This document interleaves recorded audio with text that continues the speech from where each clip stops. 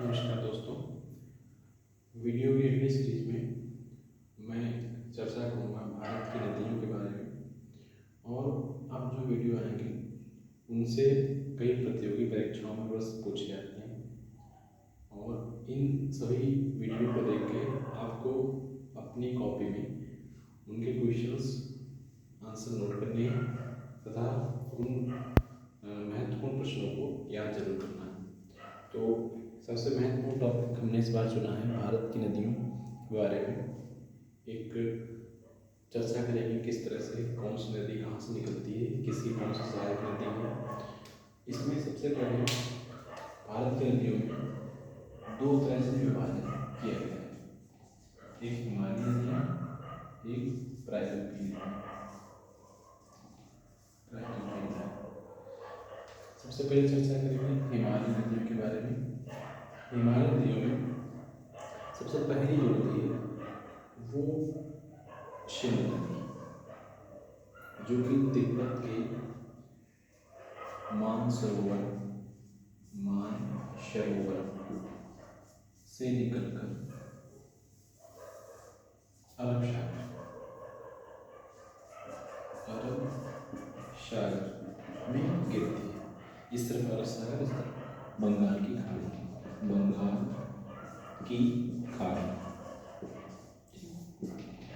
अब सिंधु नदी का उद्गम कहाँ से होता है?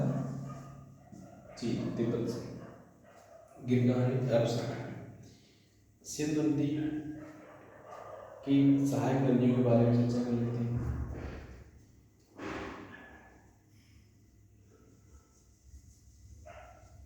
चिनाब, जिसका उद्गम भारत में। झेलम, इसका उद्गम भारत में। चिनाब, झेलम और रावी,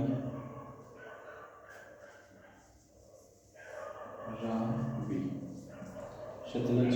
ये ध्यान रखिएगा, जो सतलज नदी है इसका उद्गम भारत में नहीं होता, इसका उद्गम तिब्बत की राक्षसताल नामक जगह से होता है। इसलिए क्वेश्चन बन जाता है कि किस नदी का, निम्न में से किस नदी का उद्गम भारत में नहीं होता? झेलम, चिनाब, रावी, सतलज। तो आपको सतलज ऑप्शन पे टिक लगाना है। ब्यास नदी भारत में इसका उद्गम होता है, ब्यास। ये सहायक नदी है, झेलम, चिनाब, रावी, ब्यास, सतलज। इसमें एक बिंदु बहुत जरूरी है डिस्कस करना। इसमें सिंधु समझौता, सिंधु पर विवाद हुआ था, सिंधु समझौता 1960। इसमें क्या है, पाकिस्तान और भारत में जल के बंटवारे के संबंध में चर्चा की गई है। इसमें ये कहा गया था सिंधु समझौता 1960 में कि सिंधु नदी का,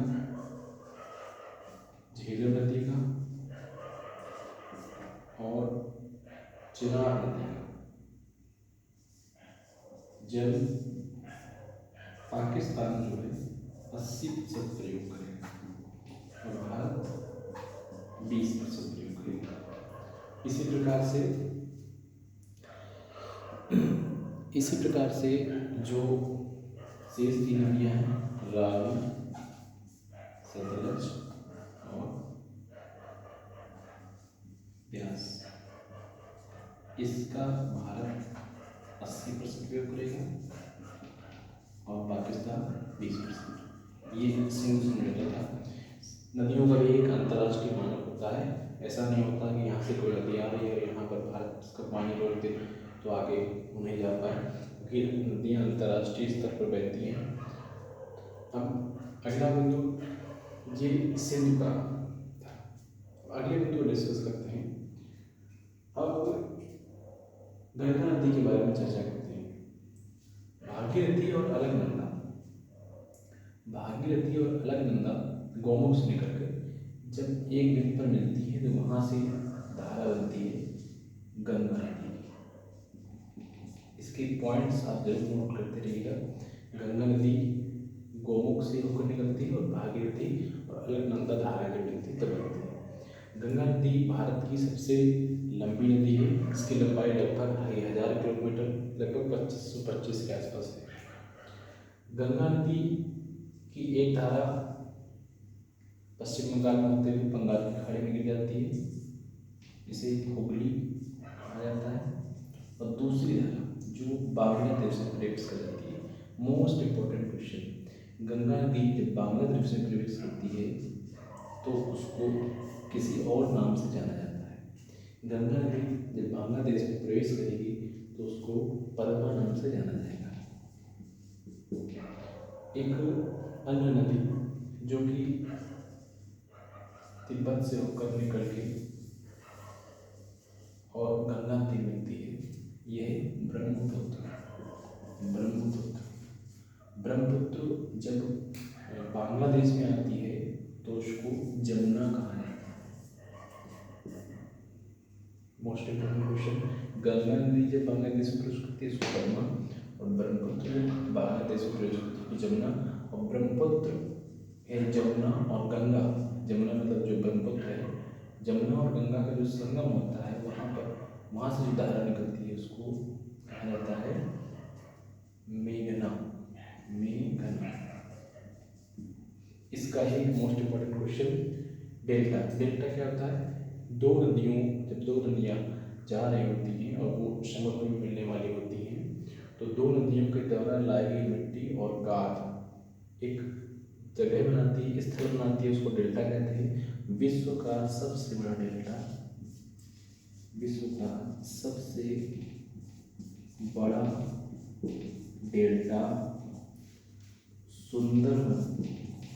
सुंदरबन जो कि गंगा और ब्रह्मपुत्र बनाती है। कई बार क्वेश्चन कई जगह पूछा है, इनको आप नोट जरूर करते रहिएगा। इन क्वेश्चनों को एक एक करके नोट डाउन करना बहुत ज़रूरी है। अब इसी क्रम में अगला क्वेश्चन, आगे गंगा नदी की सहायक नदियों के बारे में चर्चा करते हैं। यमुना नदी इलाहाबाद में आके गंगा से मिल जाती है। यमुना नदी की भी कुछ सहायक नदियाँ हैं। यमुना नदी की सहायक नदियों पर चर्चा करते हैं। चंबल, बेतवा, केन से चंबल,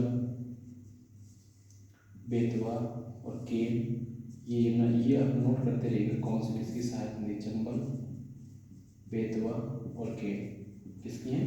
यमुना नदी की सहायक नदियाँ। यमुना नदी क्या नदियाँ। इसी प्रकार गंगा नदी में गोमती, घाघरा और गंडक।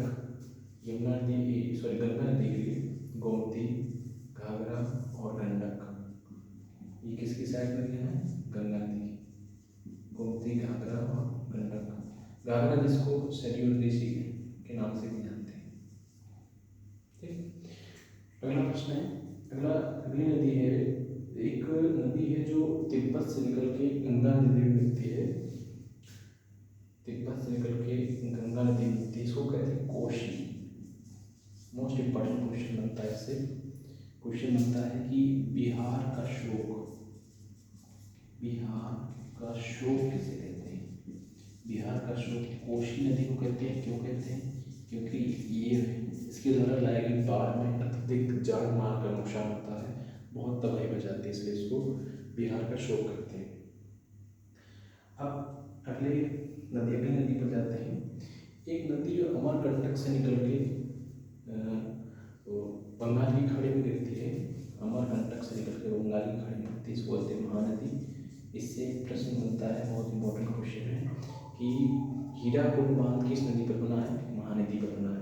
यहाँ एक सतलज नदी थी, इस पर था कि भाखड़ा नागर बांध किस नदी पर बना है? सतलज नदी पर। हीराकुंड बांध किस नदी पर? महानदी पर, उड़ीसा में। अगला पॉइंट, अब ये जो हम नदियाँ देख रहे हैं ये सारी हिमालय नदियों में लगभग। अब क्या है, अब थोड़ा सा नीचे आते हैं प्रायद्वीपीय नदी। सबसे पहले देखते हैं नर्मदा नदी। ये पूर्व से पश्चिम की ओर गिर रही है, यानी किस में जा रही है? पूर्व से पश्चिम की ओर ये अरब सागर में गिर रही है। नर्मदा नदी के ऊपर जो नदी है, नर्मदा नदी के ऊपर जो बह रही है उसको कहते हैं माही नदी। माही नदी एकमात्र बहुत इम्पोर्टेंट क्वेश्चन है। एकमात्र ऐसी नदी है जो कर्क रेखा को दो बार काटती है। कौन सी? इस क्वेश्चन को आप नोट करते रहिएगा। माही नदी, माही, नर्मदा, ताप्ती, ये तीनों नदियाँ पूरब से पश्चिम की ओर अरब सागर में गिरती हैं। इसके बाद गोदावरी, कृष्णा और कावेरी, गोदावरी, कृष्णा और कावेरी, ये तीनों नदियाँ, गोदावरी, कृष्णा और कावेरी, ये तीनों नदियाँ पश्चिम से पूरब की ओर बह के बंगाल की खाड़ी में गिर जाती हैं।